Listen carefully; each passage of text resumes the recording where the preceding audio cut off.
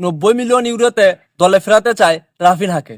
সৌদির club Al নাছর রাফিনহাকে দলে ফেরানোর জন্য একটি প্রস্তাব দিয়েছেন, কিন্তু রাফিনহা কি এই মৌসুম শেষে আল নাছরে যাবেন নাকি যাবেন না, সবকিছু থাকছে আজকের এই ভিডিওতে।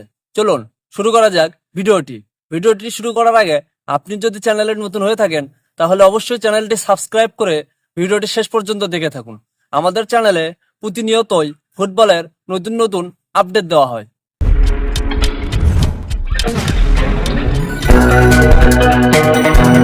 একটি গণমাধ্যমে জানা গেছে যে সৌদির ক্লাব আল নাছর রাফিনহাকে দলে ফেরানোর জন্য 90 মিলিয়ন ইউরোর একটি প্রস্তাব দিয়েছেন বার্সেলোনাকে।